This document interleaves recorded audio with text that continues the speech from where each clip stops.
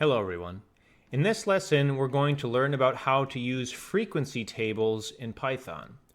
Now, discovering relationships between variables is one of the fundamental goals of data analysis. A frequency table is a basic tool you can use to explore data and get an idea of the relationship between variables. Frequency tables are just data tables that show counts of one or more categorical variables. So to explore frequency tables, we're going to use the Titanic training dataset that we've used in some of our previous lessons.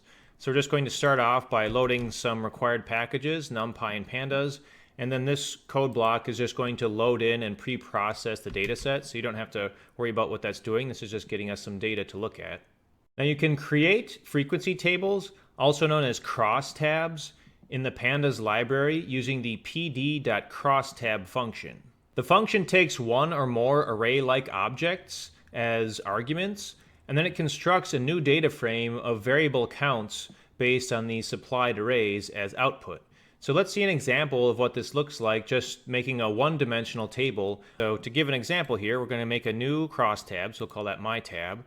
To make it, we'll say pd.crosstab. The index is set equal to the categorical variable we're interested in looking at.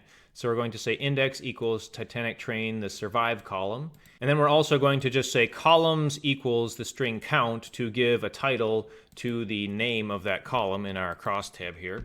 So when we run this, we can see we have created a little one-dimensional table of a single variable showing us the counts of that variable. So the survive variable has two different levels, 0 and 1. 0 stands for did not survive, 1 stands for survived. And then the count column shows us how many records fall into each of those categories. Now I'll just go ahead and run a couple more one-dimensional crosstabs on some of the other variables, just to provide an overall sense of the sorts of information that you can get just out of something as simple as a one-dimensional table. So let's rerun our crosstab on the P-class column. That is the class of the passengers. We can quickly see that third-class passengers were most common, and there were actually more first-class passengers than second-class, but the numbers were pretty even on that. We could make a one-dimensional crosstab on the sex variable. That shows us that there were more males on the Titanic than there were females. And if we run another one on the cabin variable, we can see that most of the passengers actually had an N listed for cabin. That means it was missing or an NA value. Note that you can also use the value counts function on a pandas series to get the counts of a categorical variable. So that's similar to what we did with the crosstab. So if we say do Titanic train, take the sex variable, and then do value counts on it, we also see what amounts to a one-dimensional table here showing the counts of the different levels. Now, since the crosstab function creates a data frame as output, we can use all of the functions we've learned for pandas data frames on the output of crosstab. For instance, we could get the sum of the counts with .sum, which would tell us the overall count. We could check the shape of the data frame, which would show us the number of rows and columns in the crosstab. And we can also use the same indexing and slicing operations that we used for pandas data frames. So when you run this, we're getting the total count, the shape of the resulting table, and this is just taking a slice of the first 7 entries of the table. So we essentially cut off that extra entry that had not a number values in it. Now, one of the most useful aspects of a frequency table is that they allow you to extract the proportion of the data that belongs to a given category. With a one-way table, all you need to do to achieve this is divide each cell by the total number of records. So to do that, we can simply take our crosstab and then divide it by the .sum of the crosstab, which is the total of everything. And if we run that, we'll get a table that's the proportions. So when we run this here, we can see that 77% of the passengers didn't have a cabin listed. Now, so far we've only been looking at one-dimensional tables. That can help us get an overall sense of a given variable, but if we want to explore the relationships between variables, it's more useful to do two-dimensional tables. So you can do that with the PD crosstab function as well. You just have to pass in multiple columns to look at instead of only one column. So I'll give an example of making a two-dimensional table here. Again, we're going to call pd.crosstab. For the index, again, we're going to use the survive variable. But now for the columns, instead of just passing in a string value to give a name to our column, we're going to actually pass in a full variable to make a table against our index. And this will create a two-way table showing survival by sex. Now this line right here is just renaming the levels of the survive variable from 0 and 1 to died and survived, just so it's easier for us to look at. So when you run this, we will create a two-dimensional table here that shows two-dimensional counts. Similarly, we could make a two-dimensional table to explore the relationship between survival and passenger class. So we'll run this one, and again, we're going to get a 2D table. This one has different dimensions and shows us different information. So here we can see that for passengers in first class, most of them actually survived. 136 survived versus 80 that died. Now, if you want to get the marginal counts for a table, you can include an extra argument, margins equal true. The marginal counts means, do you want an accumulation of all of the values in the rows and columns? Including the marginal counts will just allow us to see the totals of each category. So let's show an example of doing that below. We're just going to run the exact same crosstab as above, but include this extra argument, margins equal true. And then we're going to give some new labels to those. So we're going to include a row total and column total label. When we rerun this, we can see that we got our original table, but we also have this row total column that shows us the total number that died, the total number that survived. We have column totals that show the total people in class 1, the total people in class 2, etc. And then in the bottom right corner is the grand total, so just the total number of people overall. Now, if we wanted to see the proportion for each category instead of the counts, again, we could just take this crosstab and divide by the total number of members, which is this value that is in the row total, column total cell. So we can show an example of that. We're just going to take our crosstab, divide it out by that number. We could have just entered 891, but we'll get it by indexing into it.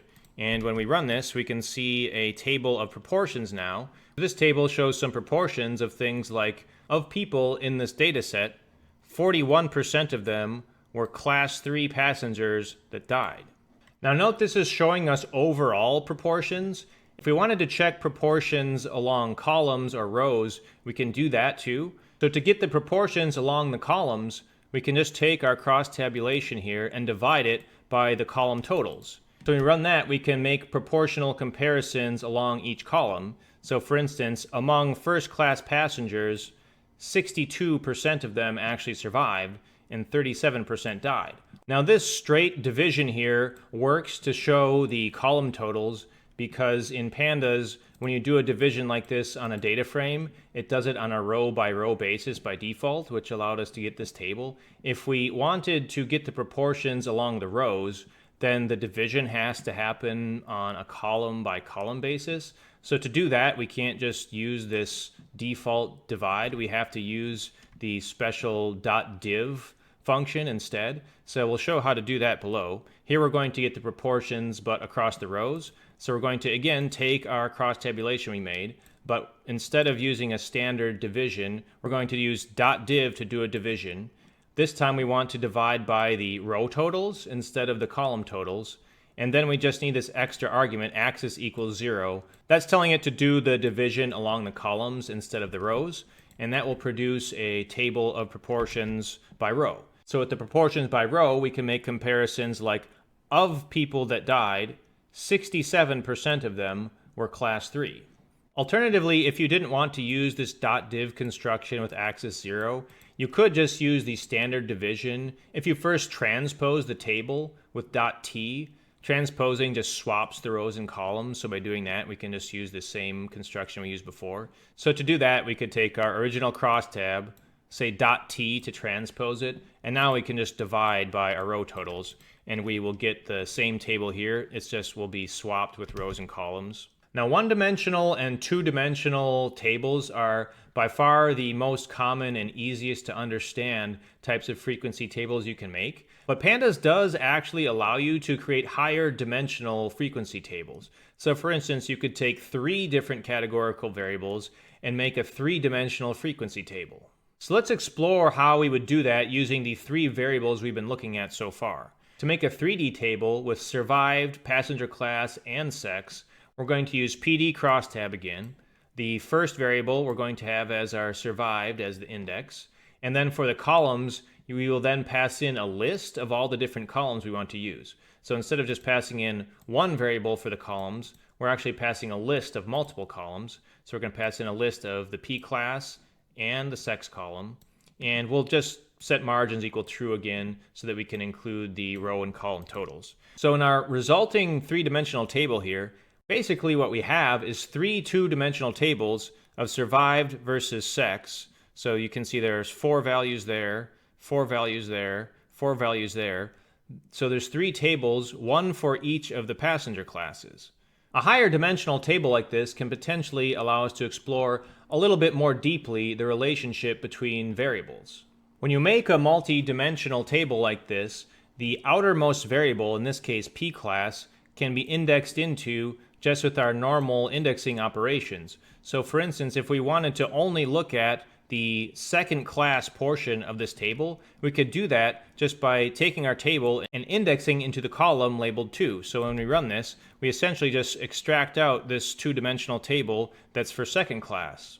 Then once we're within this table, we could extract only the female column if we wanted to by providing another index into the female column. So we can show how we'd do that. First we'd get the second table, and then we'd provide another index into the female column. By running that, we've sliced out only that column.